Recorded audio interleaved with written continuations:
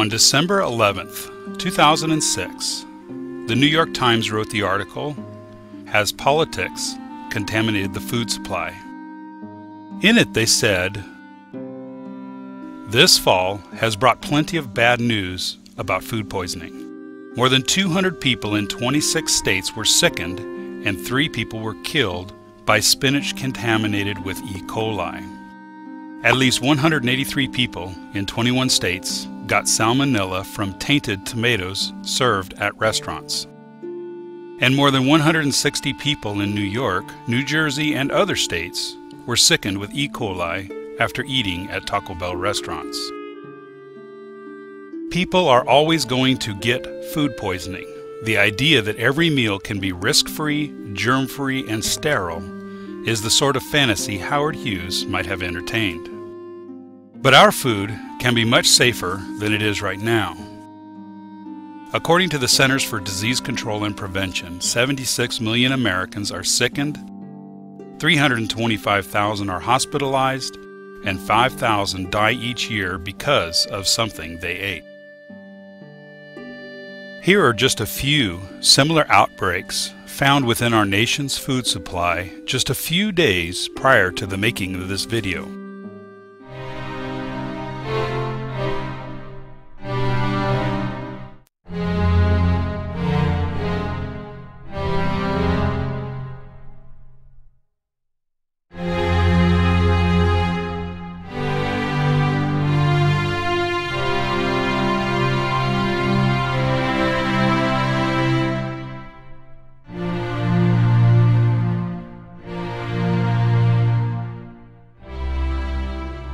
Is there something seriously wrong with our nation's food supply? This, unfortunately, is just the tip of the iceberg in relation to the problems in the food we buy and eat.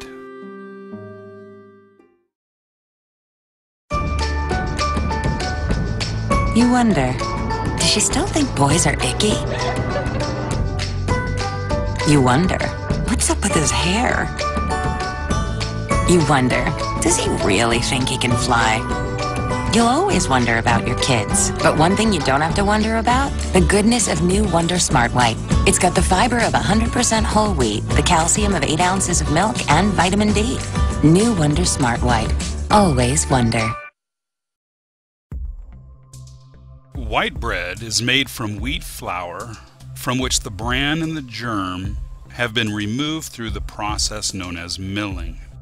Milling gives white flour a longer shelf life by removing the bran, which contains oil, allowing products made with it, like white bread, the ability to survive storage and transit times. In addition, the flour used in white bread is often bleached using potassium bromate or chlorine dioxide gas to remove any slight yellow color and make its baking properties more predictable. While the milling process helps improve white flour's shelf life, it does remove nutrients like some dietary fiber, iron, B vitamins, and micronutrients.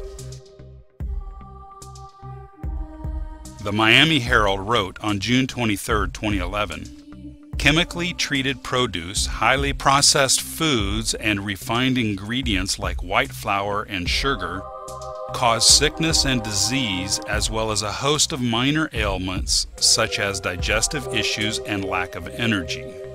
The Herald Sun wrote on June 24, 2011, the New England Journal of Medicine published research that advised Weight Watchers to cut out sugar-sweetened drinks, potatoes, and refined grain foods such as white bread, white rice, and low-fiber cereals. They urged people to eat more natural foods such as fruit and vegetables, whole grains, nuts, and yogurt, while avoiding anything processed. The Daily News of Analysis wrote on June 20, 2011, "It's important to avoid the consumption of jittery foods such as caffeine and foods high in white flour, such as cookies and white bread, as these strip us of nutrients and fiber that normally keep your blood sugar stable. Substituting the jittery foods with brown rice, whole grain bread, and whole grain pasta will do more gain than expected. On June 19, 1999, the Center for Science in the Public Interest petitioned the Food and Drug Administration to prohibit the use of potassium bromate, which is used to strengthen bread dough. They charged that the Food and Drug Administration has known for years that bromate causes cancers in laboratory animals, but has failed to ban it. Wheat flour is a powder made from the grinding of wheat and is used in a wide variety of foods. For instance, this cake includes 2 cups of flour. According to the Food and Drug Administration's Defect Levels Handbook, the following levels of natural defects are allowed for wheat flour. Insect fragments, average 75 or more per 50 grams. Rodent filth, hair and or feces, average of 1 or more per 50 grams.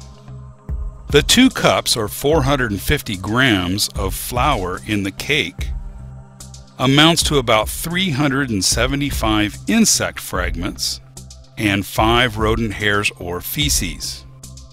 These numbers fall within the acceptable levels according to the FDA. According to the Florida Department of Health's website, rodents can cause illness in people and pets through bites and direct contact with urine, droppings, and water contaminated with rodent urine. In addition, rodents can cause disease by contaminating food, drink, and eating utensils with urine or droppings. According to What's on My Food website, the following pesticide residues have been found in wheat flour.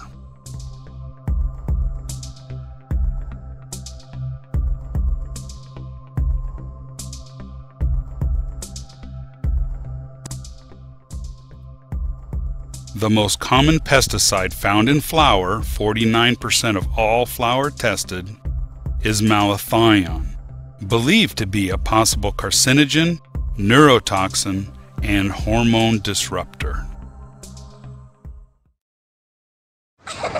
Hey! Wow. You don't care what the kids eat, huh? Excuse me? That has high fructose corn syrup in it. And? Yeah, you know what they say about it? Like what? I mean, it's... That it's made from corn, it's natural, and like sugar, it's fine in moderation?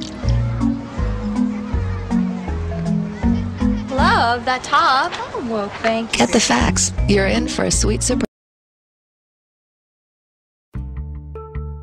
Before the mass production of fructose since 1957, human beings had little dietary exposure to fructose. Fructose was limited to only a few items such as honey, dates, grapes, and apples. A system of sugar tariffs and sugar quotas imposed in 1977 in the United States significantly increased the cost of imported sugar, and U.S. producers sought cheaper sources. High fructose corn syrup, derived from corn, is more economical because the domestic U.S. and Canadian prices of sugar are twice the global price, and the price of corn is kept low through government subsidies paid to growers. High fructose corn syrup became an attractive substitute and is preferred over cane sugar among the vast majority of American food and beverage manufacturers. Soft drink makers such as Coca-Cola and Pepsi use sugar in other nations, but switched to high fructose corn syrup in the U.S. in 1984. Large food manufacturing corporations such as Archer Daniels Midland lobby for the continuation of government corn subsidies. Just go into your refrigerator and look at how many products contain high fructose corn syrup. I think you'll be very surprised. How are things going for you guys? How did your crop come out then? Well, we haven't harvested it yet, so we don't know how much What the yield is. And stuff. But it from as far as I can tell, it looks like everybody else's corn. So Yeah, it's standing up. it's standing up, and it's kind of yellow and hard. And I think our problem is figuring out what we want to do with it once we harvest it, because we've been out figuring out where it could go, and none of our options seem particularly attractive. And I'm not terribly impressed with And you shouldn't be. yeah. Should be impressed at the stupidity. We aren't growing quality. We're growing crap.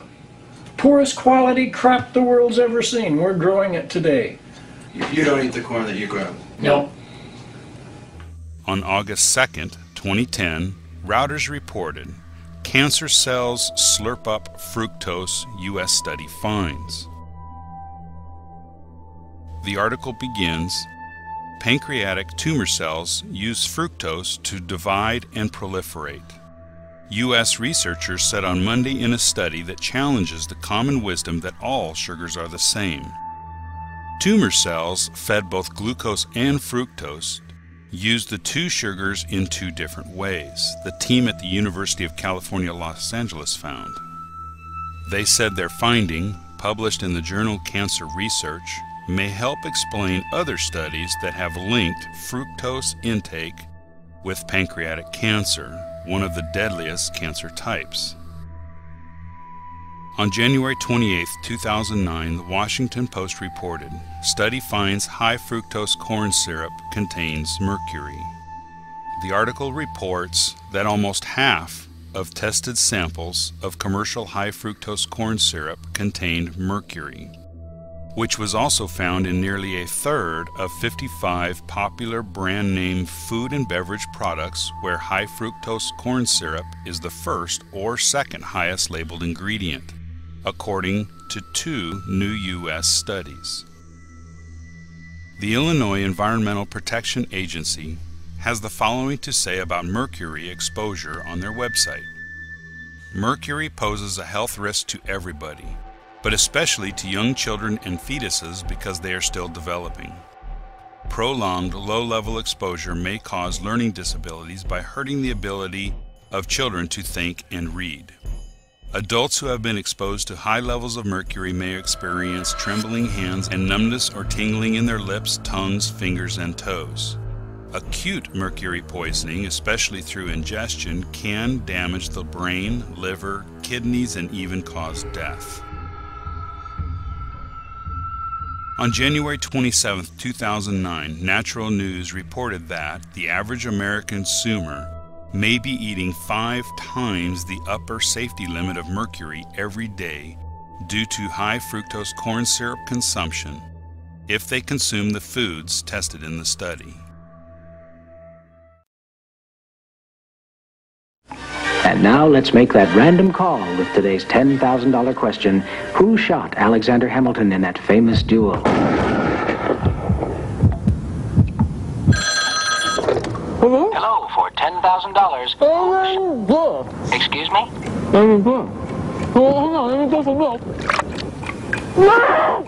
Oh, I'm sorry, your time is up. Got milk? In 1973, several thousand pounds of Firemaster BP6, a fire retardant containing the chemical polybrominated biphenyl, or PBB, were accidentally mixed with livestock feed that was distributed to farms in the state of Michigan. About 1.5 million chickens, 30,000 cattle, 5,900 pigs, and 1,470 sheep then consumed this feed and became contaminated with PBBs before the error was discovered. These events were dramatized in the 1981 film Bitter Harvest.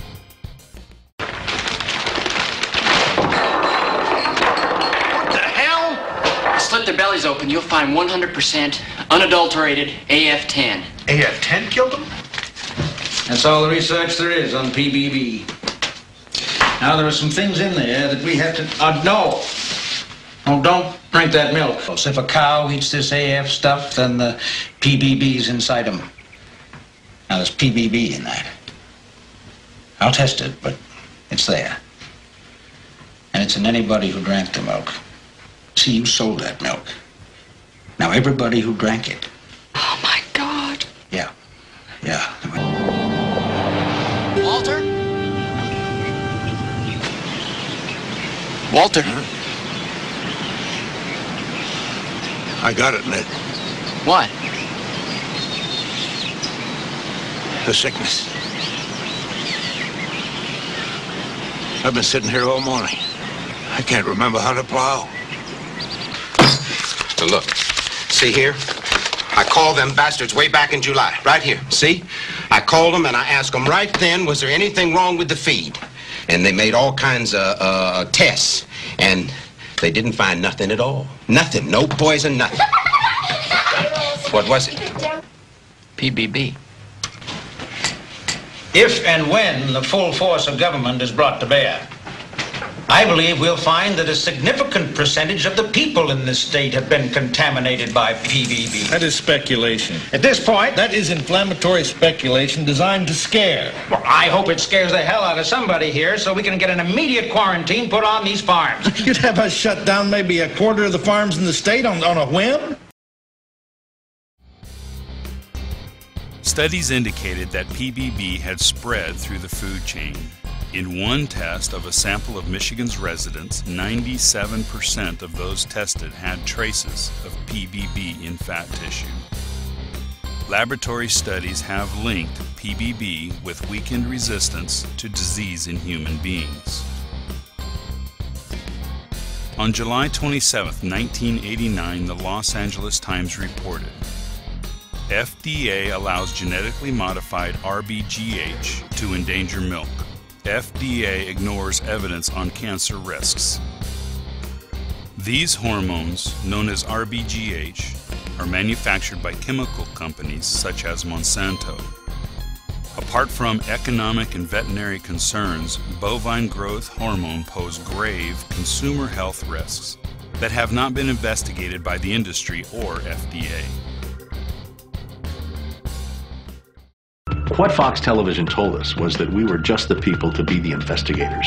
Do any stories you want, ask tough questions, and get answers. One of the first stories that Jane came up with was the revelation that most of the milk in the state of Florida and throughout much of the country was adulterated with the effects of bovine growth hormone, the artificial hormone that farmers were injecting into their cows so that they would produce more milk. With Monsanto, I didn't realize how effectively a corporation could work to get something on the marketplace. Of course, the FDA, let's not leave them out. They had to get the federal regulators convinced that this was a fine and safe product. The longest test they did for human toxicity was 90 days on 30 rats. Posilac is the single most tested new product in history. The scientists within Health Canada looked very carefully at bovine growth hormone and came to very different conclusions than the Food and Drug Administration in the U.S. did. They saw serious potential human health problems, and they stood up in Canada and said, we're not going to approve this because we don't believe it's safe. Fax machine spit out a letter from this very high-priced lawyer in New York that Monsanto had hired. And it said there will be dire consequences for Fox News if the story airs in Florida. Called us upstairs to his office and he said, what would you say if I killed this piece? We said, well, look, let us show you the research that we have. To which he replies, I don't care about that. I said, you know, this is news. This is important. This is stuff people need to know. And he said, we just paid $3 billion for these television stations. We'll tell you what the news is. The news is what we say it is. On December 7, 2006, the Harvard University Gazette reported, hormones in milk can be dangerous. The article states, the milk we drink today is quite unlike the milk our ancestors were drinking, without apparent harm for 2,000 years. The milk we drink today may not be nature's perfect food. Butter, meat, eggs, milk, and cheese are implicated in higher rates of hormone-dependent cancers in general. breast cancer has been linked particularly to consumption of milk and cheese.